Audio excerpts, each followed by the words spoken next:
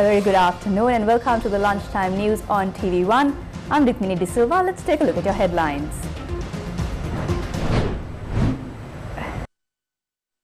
Doctors petition against unjust tax policy. More than 150 Sri Lankan refugees deported from Vietnam. Police teams investigating Dinesh Shafter's death summoned by IGP. Eggs sold for 55 rupees in Colombo and Gampaha. Multiple areas report a shortage. Trade unions claim a mafia is behind electricity tariff hike. මේ පට්ටපල් බොරු කියලා මේ මාෆියාව set වෙලා තියෙන්නේ රටේ මිනිස්සුන්ගේ ධනෙ හුරකන්න. UN Security Council denounces Taliban bans against women.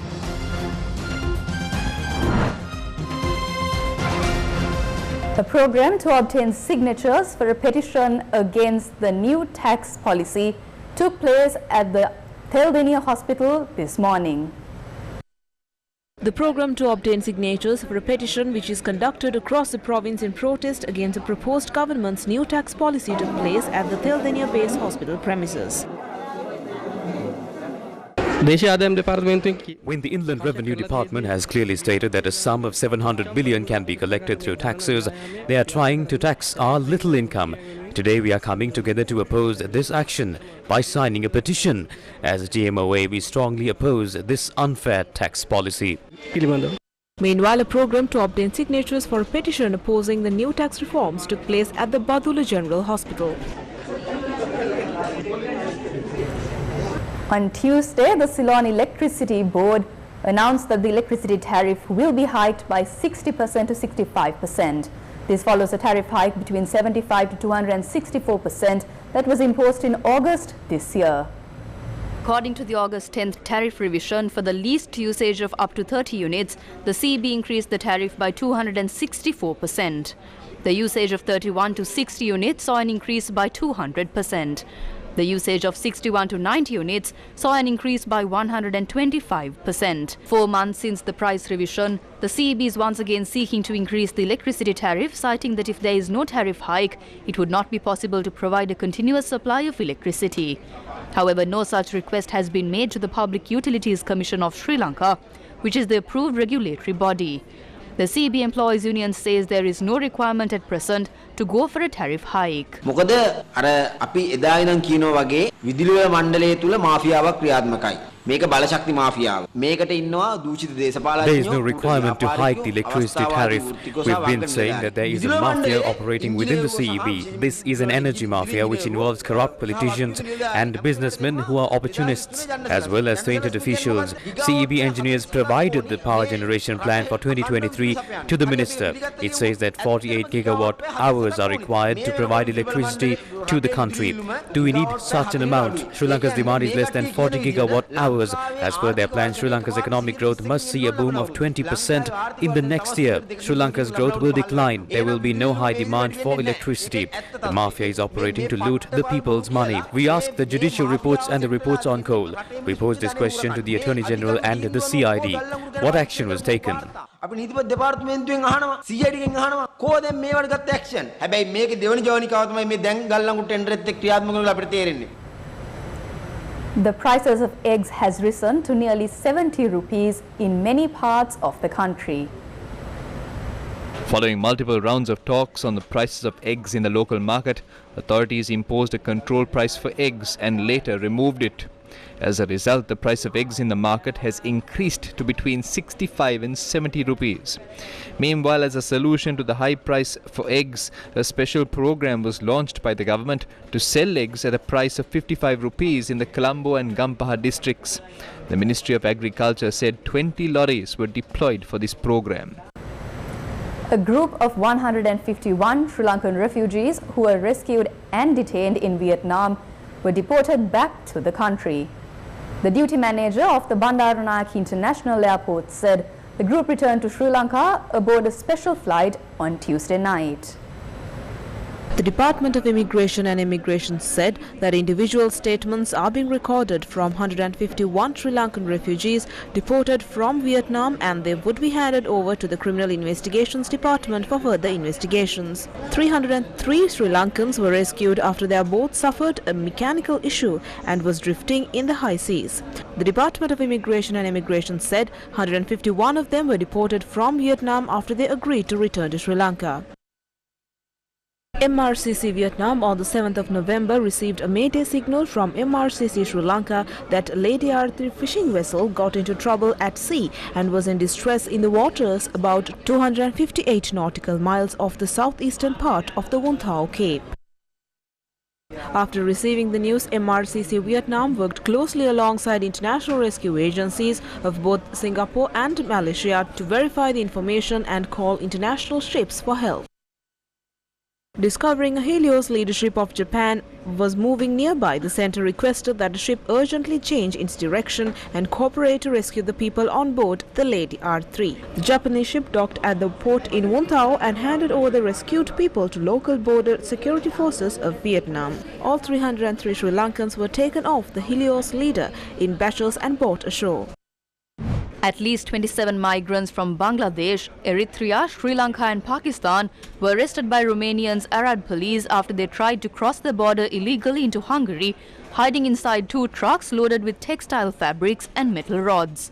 The border police of Arad revealed that 17 foreign nationals were discovered after a detailed inspection of the truck in a special compartment in the front part of the cargo cabin. Moreover, 11 other migrants from Sri Lanka and Pakistan, aged between 21 and 42, were also found in a truck also driven by a Romanian national, which was loaded with metal bars. The border police have emphasized that they are conducting investigations to find out more information about this illegal activity. Police teams investigating the death of businessman Dinesh Shafter were summoned by the police chief for a meeting. IGP CD Vikramaratne called for the meeting to discuss the progress of the investigations. 8 police teams, including the Criminal Investigations Department, are investigating the death of businessman Dinesh Shafter. Sri Lanka police said these teams include forensics, homicides and organized crime investigation divisions. The detectives were summoned by the IGP for a progress meeting on the investigations. Minister Bandula Gunawardena says train journeys from Anuradhapura to Vavuniya will be suspended for 5 months from the 5th of January due to maintenance. Anuradhapura සිට ඕමන්තේ දක්වා මාර්ගය අපි ජනවාරි මාසේ 5 වෙනිදා සිට The railway line from Anuradhapura to Omante will be closed from the 5th of January. Therefore, train journeys between Anuradhapura and Omante will be stopped for 5 months from the 5th of January. However, the Sri Lanka Transport Board and provincial private buses have made arrangements to transport passengers who arrive in Anuradhapura by train to Jaffna. ඒ මගින්ම ප්‍රවාහනය කරන්නට අවශ්‍ය වැඩපිළිවෙල සකස් කරලා තියෙනවා. 5 වෙනිදා දුම්රිය මාර්ගය අනුරාධපුරේ සිට වවුනියාව දක්වා වැසීමෙන් පසු අපි දුම්රිය ධාවනය කරනවා ඉහළට. After the railway line from Anuradhapura to Vavuniya is closed on the 5th, several other trains will continue to operate to the north. 5 trains will operate to and from Colombo Fort to Anuradhapura. 2 intercity express trains will operate in the morning and the Yaldevi express train will operate from Mount Lavinia.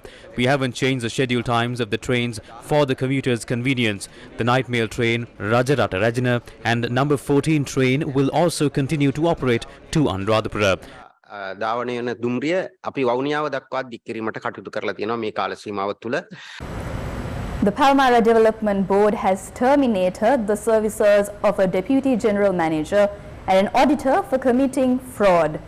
Chairman of the Palmyra Development Board, Krishanta Pathiraja, said another 2 employees have been suspended for the same incident. The ministry in charge of the Palmyra Development Board had launched a special audit with regards to a financial fraud of 38 million rupees and abuse of power.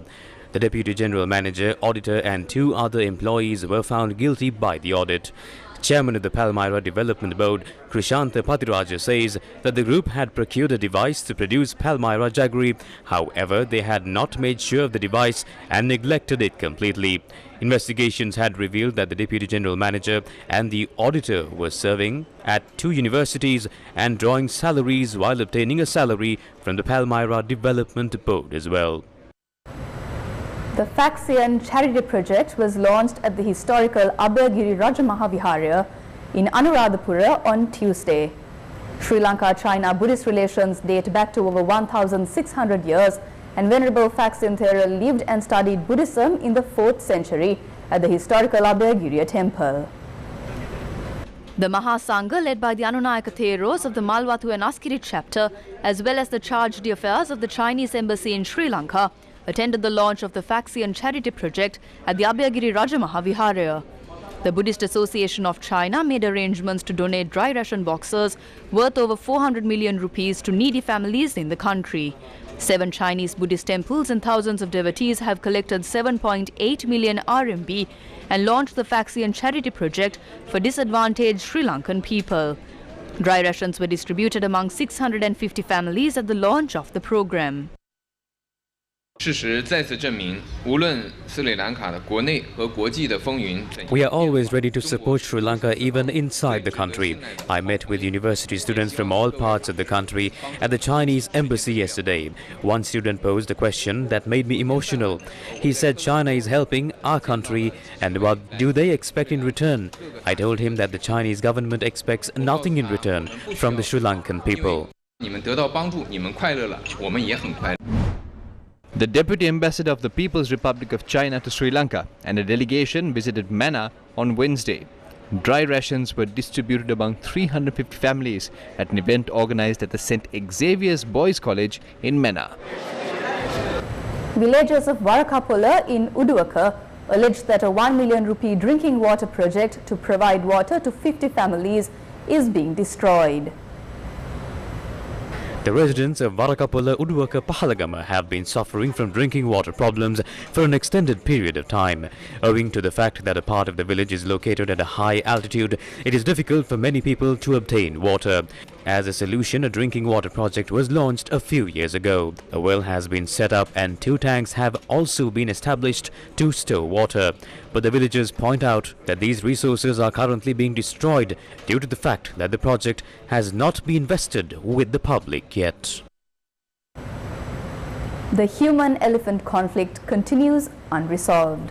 Over 900 lives have been lost in the past 5 years to the conflict. Sri Lanka also lost 3,000 elephants in this time frame. Last night, elephants have been destroyed in the crops of many villagers in Dambulla area. Many villagers in Dambulla Divisional Secretariat have been severely affected by elephants. The elephants that encroach these villages have destroyed the crops. Villagers point out that wild elephants from Dikampatha Reserve encroach the village often. Villagers point out that the stray cows in Udugama Moragamulla area of the Nagoda Divisional Secretariat are damaging their crops. The villagers demand an immediate solution to this problem.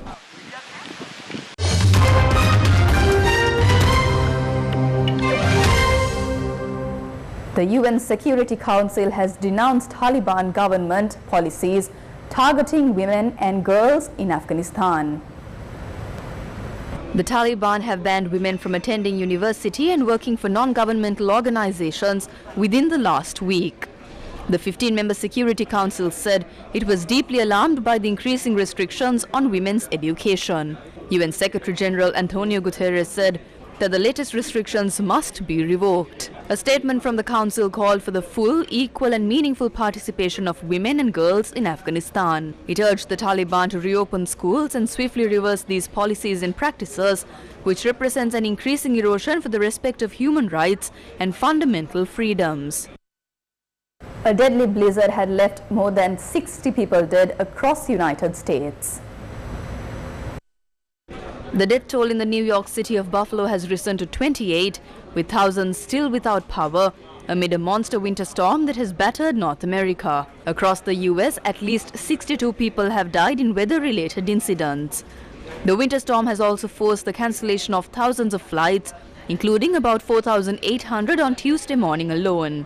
Passengers have been left stranded at airports across the country. Conditions are now expected to improve, with very little snowfall on Tuesday and slightly warmer weather on the way. Officials warn that the warming temperatures in the region might lead to additional problems, including flooding as snow thaws. On Monday, US President Joe Biden approved an emergency declaration allowing federal support for New York State. Officials in New York have said that emergency personnel were forced to go from car to car, searching for survivors of the storm, sometimes finding bodies in cars and snowbanks.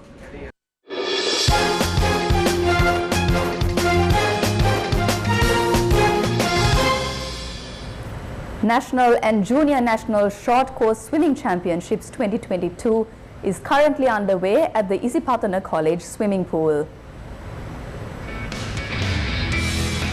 Over 300 participants from 48 clubs and schools are taking part in the competition, including Sri Lanka's best swimmers.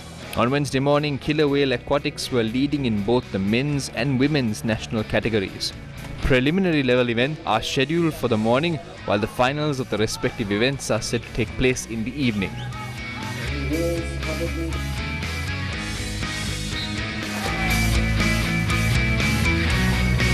The BCCI selection committee has picked India's squads for the upcoming Sri Lanka tour of India to be held in January 2023.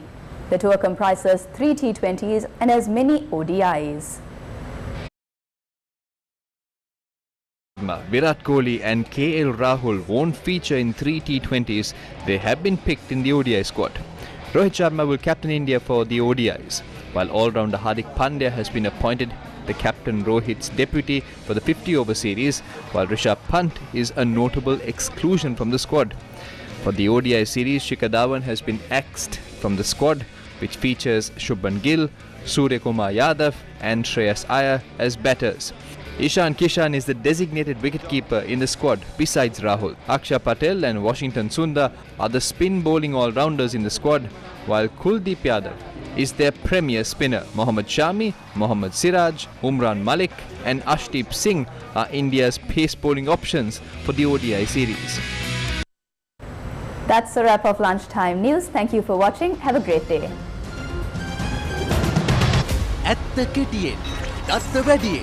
Cyber අවකාශයේ කලබන වුවත් සලකුණ News First YouTube channel අදම subscribe කරන්න. News First ජනතාව සමග.